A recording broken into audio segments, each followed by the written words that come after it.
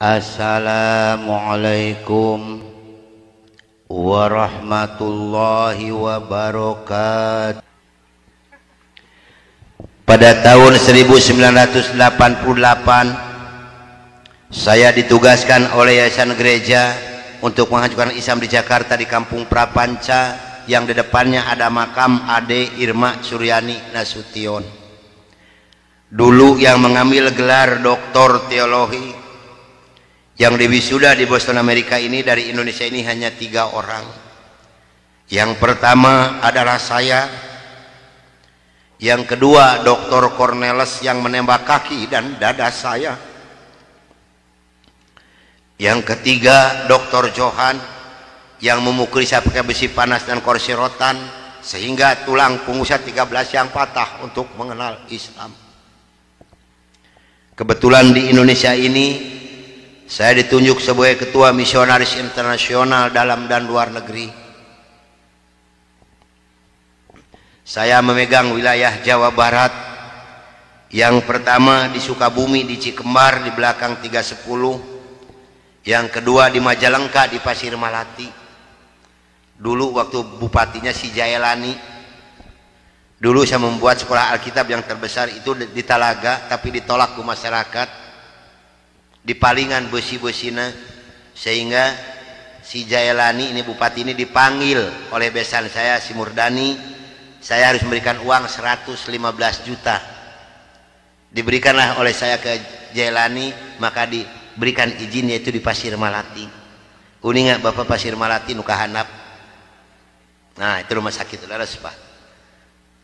Yang ke bawah itu kebanyakan datangnya dari NTT. Si Apin, betul Pak, betul si Apin datangnya kebanyakan, dan itu sayalah Pak yang membuatnya.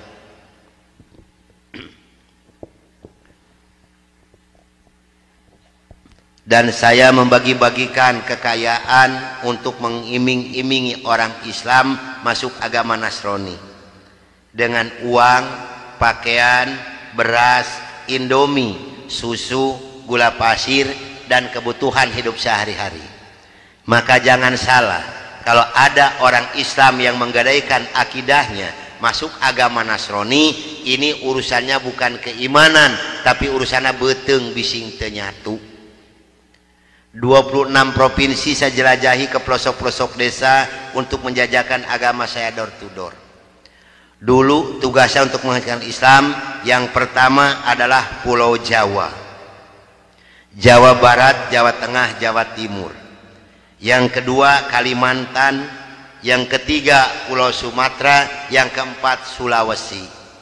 Yang paling harus hancur oleh Nasrani yang dibina di Amerika ini, yang dikasih tanda merah, adalah Jawa Barat. Kenapa Jawa Barat yang harus hancur pertama? Karena Jawa Barat adalah basis pasan. Mangga ibu serang bapak milarian ke Jawa, ke Sumatera, ke mana ayah ente pasantren juga di Jawa Barat. Mual ayah di Jawa Barat ke gunung-gunung, ke leuweung tos seueur pasantren, betul. Di Jawa aya ge ararageng, jeung orang Jawa mah gado-gado. Sakeluarga agamana 4 macem. Karena orang Jawa mah tos ditipu kayak dengan Nasrani, diolok akidahna nyata ku kiju jeung roti. Maka orang Jawa diberikan hadiah oleh Belanda satu negara, yaitu negara Suriname. Itu orang Jawa sadar termasuk rud kulit, turunan orang Solo. Itu hadiah dari Belanda. Begitu saya punya tugas menghancurkan Islam di Jakarta, terbentuklah satu rombongan 15 orang, termasuk di dalamnya saya, Dr. Cornelis dan Dr. Johan. Berangkatlah dari Bandung jam 12 malam dengan sebuah kendaraan kijang. Yang pegang setir di sebelah kanan saya adalah Dr. Cornelis. Dulu tugasan untuk menghancurkan Islam ini, saya mohon maaf pada ibu dan bapak yang hadir malam ini, barangkali ada yang kampung halamannya saya sebut, saya mohon maaf yang sebesar-besarnya. Sayalah orangnya yang dulu pada tahun 82 mengasuhkan umat Islam, membuat gereja di Cipatujah, Tasikmalaya, di Kampung Muncang Kohok dan di Cineam, di Kabupaten Kuningan, di Cigugur, di Cisantana dan Sukamulya, yang membuat rumah sakit Kawaluyaan dan membuat Guha Maria adalah saya. Di Kabupaten Indramayu, Kampung Eretan dan Kampung Haur Gelis, di Kabupaten Ciamis, di Panawangan, di Cisuru dan di Cikupa, di Kabupaten Cianjur, di Ciranjang, Palalangon, Pasirangka, Gunung Halu, Calincing, di Kabupaten Subang, di Pamanukan, di Banten, di Malingping, di perbatasan antara Cikijing dengan Majalengka, di Kampung Subang, itu apa namanya, anu kakanan panu aya masjid itu Agung Gumelar, itu saya membuatnya Pak. Di Kabupaten Bandung, di Banjaran, di Arjasari dan di Gambung Ciwidey. Namun alhamdulillah setelah saya diberikan taufik dan hidayah oleh Allah Subhanahu wa taala, saya belajar dan kembali saya mengajar mereka agar mereka kembali ke jalan yang benar, kepada agama yang Allah ridhoi. Inna dina indallahil. Saya mohon bantuan doa dari ibu dan bapak yang hadir malam ini agar saya diberikan kekuatan oleh Allah Subhanahu wa taala. Karena yang paling sulit untuk disampaikan kembali oleh saya, maaf, 2 kabupaten. Yang pertama Kabupaten Kuningan di Cigugur, ini sekitar 45% lagi. Insya Allah tanggal 16 kalau tidak salah, sekarang ada pengajian ke sana. Di sana sudah ada bangunan, sekarang ada sekolah tinggi ilmu Al-Quran, madrasah sanawiyah aliyah. Kalau di bawah gereja, di atas masjid, di atas gereja, di bawah masjid di Kuningan ini Pak. Perkembangannya sudah bagus, tinggal 45% lagi. Yang kedua di Cianjur, di Ciranjang. Kenapa ini sulit untuk disampaikan kembali Pak? Maaf, karena kedua kabupaten ini dananya dipasok per bulan 1,6 miliar. Ini untuk 2 daerah Pak. Kemarin seorang letkol dari Kodam mengatakan kepada saya, Pak Kiai, betul-betul Nasrani ini jahat. Kenapa Pak? Kalau koler saya katakan 8 miliar setiap bulan dikirimkan ke Indonesia untuk mengajukan Islam. Ini jangan salah Pak, karena mereka punya program tersendiri. Di Islam Ustadz siapa yang menggaji Pak? Saya dulu tahun 64 65 demi Allah gajinya sudah 6.700.000. Itu 64 65 Pak. Sehingga begitu saya masuk Islam, maaf, 13,9 miliar demi Allah tidak saya bawa serupiah pun. Begitu saya punya tugas mengajukan Islam, berangkatlah dari Bandung jam 12 malam dengan sebuah kendaraan Kijang. Yang pegang sendiri sebelah kanan saya adalah Dr. Cornelis. Selama hidup saya memegang agama Nasrani, saya belum pernah mendengarkan adzan subuh. Adzan duhur, asar, maghrib dan isya saya tahu. Kalau adzan subuh kuping saya belum pernah mendengarkan, karena saya belum pernah bangun sesubuh itu. Begitu nyampe di Jakarta di Kampung Prapanca, bertepatan dengan berkumandangnya adzan subuh. Kata Dr. Cornelis kepada saya, "Bro, tolong dengarkan adzan orang Islam ini kok goblok sekali, aneh-aneh." Saya buka kaca jendela itu, mau bisa dengarkan ini adzan. Betul Bro, orang Islam ini kok adzannya aneh-aneh. Kebetulan di Jakarta di Kampung Prapanca ini saya mengontrak sebuah rumah yang besar khusus untuk penginjil. Yang punya rumah namanya Bapak Rosid. Beliau adalah seorang sarjana agama Islam yang mengajar sekolah dasar negeri. Kata Dr. Cornelis kepada saya, "Bro, karena Bro sebagai pemimpin dan ketua kami yang lebih berhak dan berani untuk menanyakan masalah ini, tolong besok tanyakan kalau kita sudah nyampe di rumah kontrakan." Oke, besok akan saya tanyakan. Begitu saya nyampe di rumah kontrakan, kendaraan saya masukkan ke dalam garasi dan sebagian barang-barang diturunkan. Kira-kira jam 7 pagi Pak Rosid ini keluar dari rumahnya mau mengajar, karena kebetulan rumah yang saya kontrak dengan rumah beliau bersebelahan, hanya terhalang oleh satu jalan yang kecil. Begitu saya lihat beliau sedang menyalakan sepeda motornya, saya memberanikan diri menghampiri dan menyapa beliau. Kata saya, "Selamat pagi Pak." "Oh, selamat pagi Bapak Pendeta, kapan datang dan apa kabar?" "Baik Pak, dan baru saja saya tiba." Ngobrol punya ngobrol. Akhirnya saya memberanikan diri kepada beliau menanyakan tentang ajaran agama Islam. "Pak, apakah boleh saya bertanya kepada Bapak tentang ajaran agama Islam?" Dengan senyuman yang manis, muka yang cerah, beliau memberikan jawaban kepada saya. "Silahkan Bapak Pendeta." Dengan senang hati dan kedua tangan saya terbuka, insya Allah apa yang akan Bapak Pendeta tanyakan akan saya jawab. Mari Bapak Pendeta kita ke dalam rumah, jangan ngobrol di luar, lebih luasnya kita ngobrol di dalam rumah. Saya dibawa masuk ke dalam rumah beliau, sehingga beliau ini berani mengorbankan tugas negaranya, tidak jadi mengajar karena ngobrol dengan saya sampai jam 3 sore. Yang pertama sekali saya tanyakan kepada beliau adalah tentang azan. "Pak, kenapa orang Islam ini kok adanya aneh-aneh?" "Aneh-aneh bagaimana Bapak Pendeta?" "Tadi begitu saya masuk sini, terdengarlah suara adzan yang asing di kuping saya, ada kata-kata aso." "Aso apalah saya tidak tahu Pak." "Oh betul Bapak Pendeta, itu adzan subuh pakai as-sholatu khairum minan naum."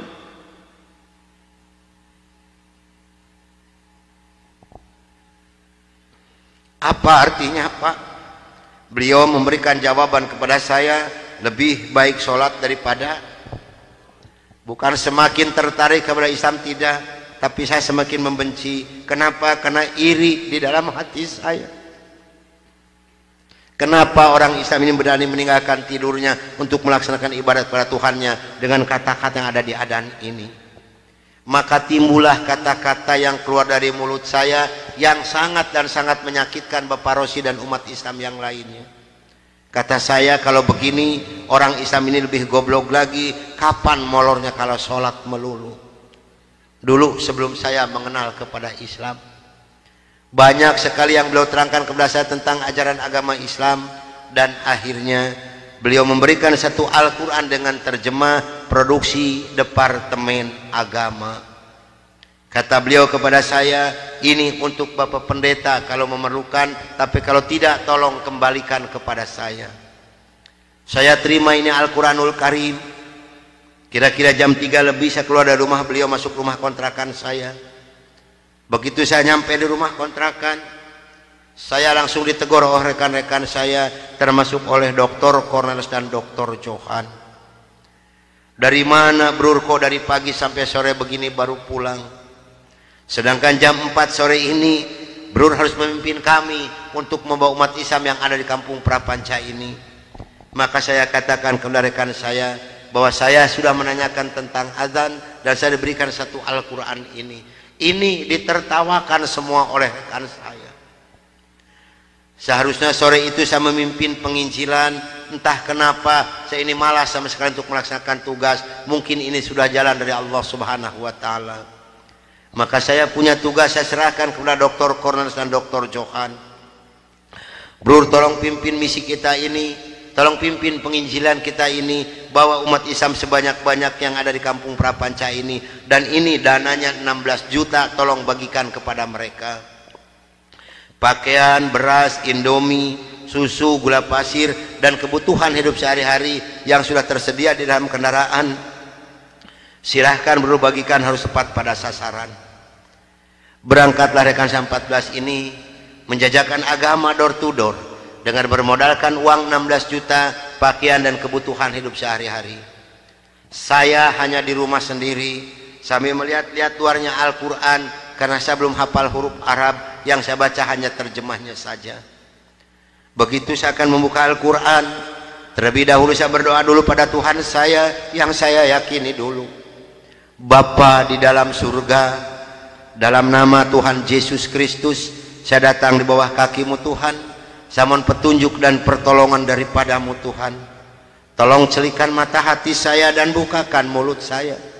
Tolong celikan mata penglihatan saya dan bukakan alat pendengaran saya. Saya akan membaca kitabnya orang-orang kafir. Tapi semakin saya berdoa pada Tuhan saya,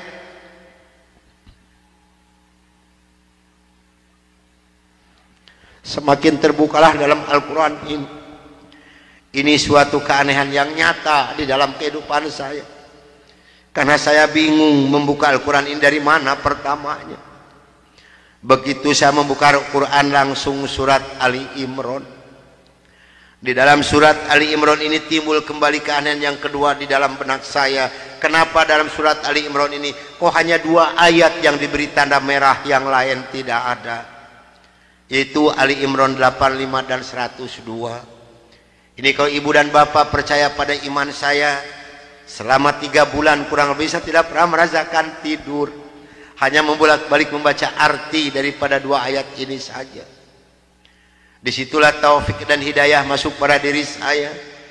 Bergemetarlah seluruh tubuh saya ini, bergejolaklah di dalam dada saya ini. Bahkan dalam hati kecil saya mengatakan, hanya Islamlah yang benar, hanya Islam yang dapat menyelamatkan umat manusia. Maka saya harus berani mengatakan kepada rekan saya, apapun yang akan terjadi, saya siap untuk menerima risikonya. Atas bimbingan dan pelajaran dari Bapak Rosid, atas petunjuk dan petuah dari Bapak Rosid, saya memberanikan diri menghampiri rekan saya 14 yang sedang mengadakan kebaktian doa. Saya katakan kepada rekan saya bahwa mulai hari ini, jam ini, menit ini, saya akan mengundurkan diri dari penginjilan. Saya akan menyerahkan sebagai ketua misionaris pada Anda semua, karena saya hari ini akan mencari agama yang baru, itu agama Islam. Karena hanya Islam yang benar, hanya Islam yang dapat menyelamatkan umat manusia. Agama yang kita pegang sama-sama tidak bisa menyelamatkan kita semua. Namun apa daya yang seterima dari mereka. Maaf, saya bukan mau dikasihan oleh ibu dan bapak, tidak. Yang mengasihani saya adalah Allah Subhanahu wa ta'ala. Saya bukan seorang tentara, saya bukan seorang polisi, tapi merasakan panasnya peluru di kaki kiri saya dan di dada sebelah kanan saya ini.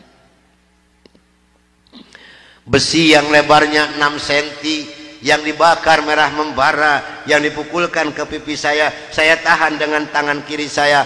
Demi Allah, besi panas nempellah di tangan kiri saya. Lalu saya ditengkurapkan, kepala saya diinjak oleh 3 orang. Tangan saya, kaki saya kiri kanan dipegang dan diikat oleh mereka. Lalu punggung saya dipukuli oleh Dr. Johan pakai kursi rotan. 13 tulang punggungnya patah untuk mengenal Islam. Kalau menurut logika manusia, saya ini harus sudah meninggal dunia. Tapi Allah Maha di atas Maha, Allah mempunyai rencana lain untuk saya. Atas izin dan karunia Allah yang diberikan kepada saya bisa lolos dari pembunuhan rekan-rekan saya.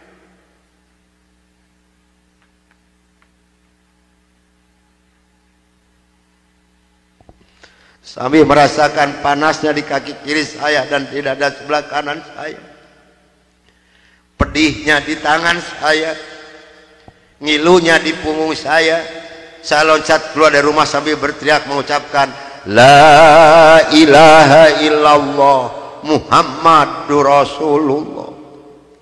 Padahal ini asing di mulut saya.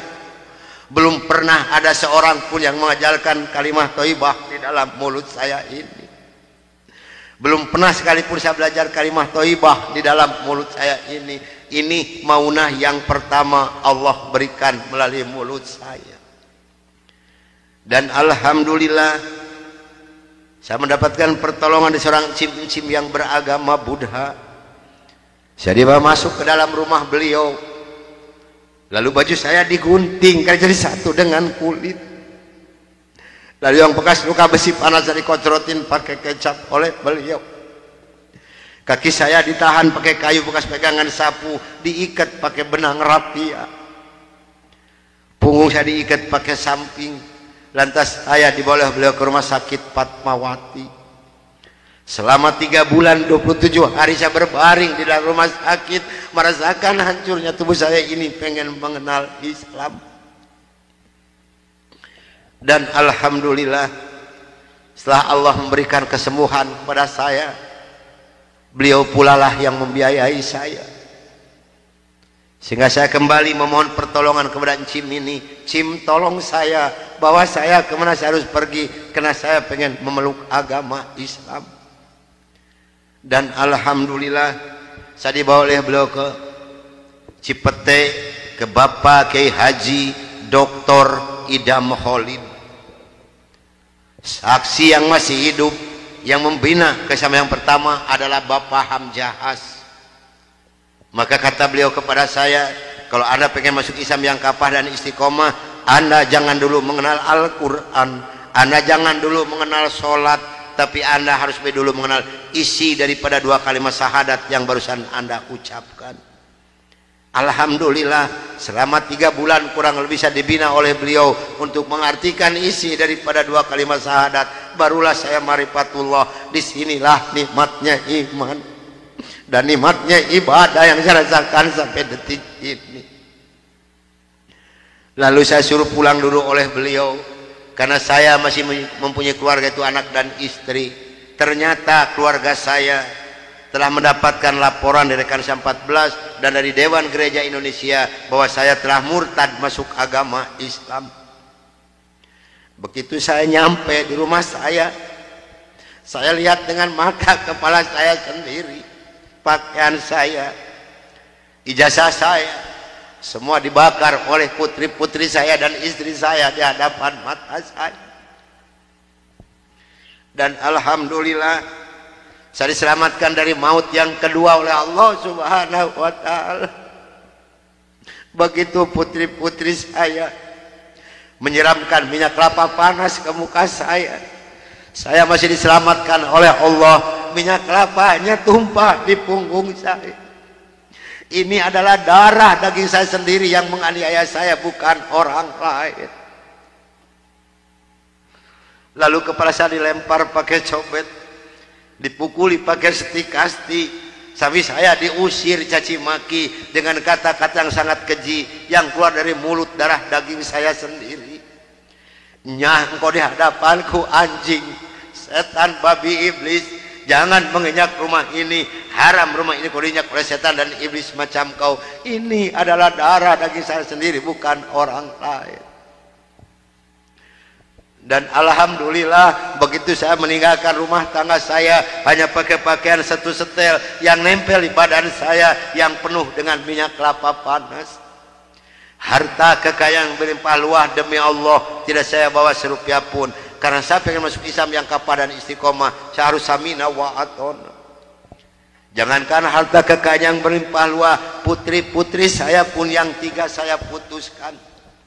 Mulai detik ini Anda bukan darah daging saya bukan bapak Anda, dan Anda bukan putri-putri saya. Titik sampai di sini. Jangan ada lagi pertalian darah antara Anda dengan saya. Kenapa saya putuskan kepada putri-putri saya yang 3? Karena saya takut besok atau lusa saya meninggal dunia, bagaimana tanggung jawab saya di hadapan Allah Subhanahu wa ta'ala. Maka alhamdulillah sudah hampir 22 tahun lebih ini saya belum pernah dipertemukan dengan batang hidungnya. Namun alhamdulillah, biarpun putri-putri saya tidak yang ikut satupun, Allah telah memberikan kebahagiaan kepada saya pada saat sekarang ini. Kebahagiaan yang Allah berikan kepada saya tidak bisa ditukar dengan suatu apapun yang ada di dunia ini. Sekalipun emas berlian sebesar gunung tidak mungkin bisa menukarkan kebahagiaan yang Allah berikan kepada saya. Kenapa? Karena rekan saya yang 14 yang dulu menganiaya saya, yang dulu membunuh saya, alhamdulillah sekarang sudah masuk Islam semua. Sekarang sedang jihad fisabilillah, sedang membela agama Allah, yaitu syiar agama Islam di daerah-daerah Nasrani. Itu yang pertama di Papua Barat di Manokwari, yang kedua di NTT Kampung Kalabai Kabupaten Alor, yang ketiga di Kalimantan Tengah di Sampit. Saya mohon bantuan doa dari ibu dan bapak yang hadir malam ini agar saya dengan rekan saya diberikan kekuatan oleh Allah Subhanahu wa ta'ala. Kalau ibu dan bapak pengen tahu dakwah Islam daerah Nasrani, demi Allah ini tantangannya adalah nyawa. Saya pun di Manokwari sedang menanak nasi, Pak, Bu. Kalau Allah sudah mengizinkan saya harus meninggal, saya dipanah, ini kemaluan saya. Allah belum menghendaki saya untuk meninggal, hanya 3 cm jaraknya ini panah.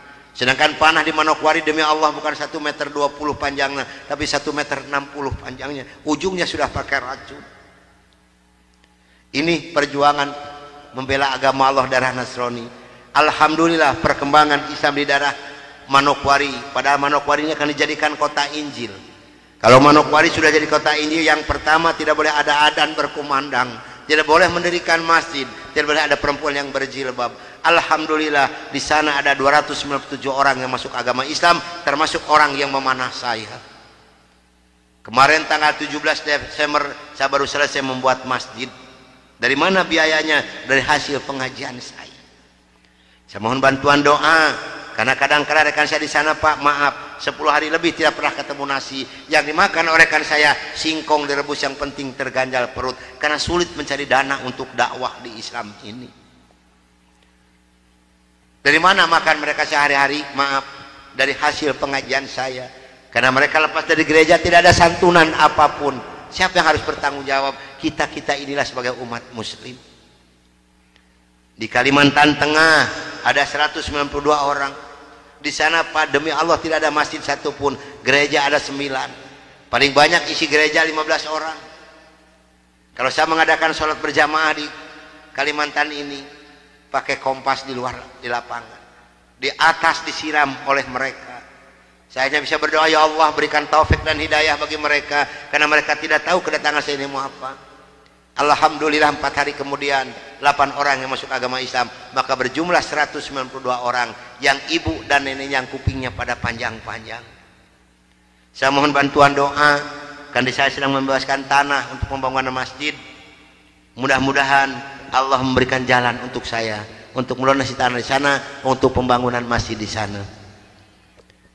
Nah hadirin ikhwatul iman rahimakumullah yang hadir malam ini, barangkali, tapi sebenarnya saya mohon maaf yang sebesar-besarnya, barangkali ibu dan bapak mau ikut berjuang membela agama Allah, menyisihkan sedikit rezeki untuk pembebasan tanah di Kalimantan ini, insya Allah hubungi saya. Tapi yang penting adalah doa, karena doa lebih dulu nyampe di hadapan Allah subhanahu wa ta'ala. Nah hadirin ikhwatul iman rahimakumullah, itulah mungkin tausiah saya yang saya bisa sampaikan malam ini. Mudah-mudahan ada manfaat guna untuk ibu dan bapak. Dan mudah-mudahan yang hadir malam ini kelak di yaumul qiyamah mendapatkan syafaatul ujma dari Kangjeng Nabi besar Muhammad Rasulullah sallallahu alaihi wasallam. Dan mudah-mudahan kita dipertemukan Allah bukan hanya sampai di sini saja, tapi sampai yaumul jaza kita dipertemukan kembali oleh Allah subhanahu wa ta'ala. Akhirul kalam, wabillahi taufiq wal hidayah. Wassalamualaikum warahmatullahi wabarakatuh.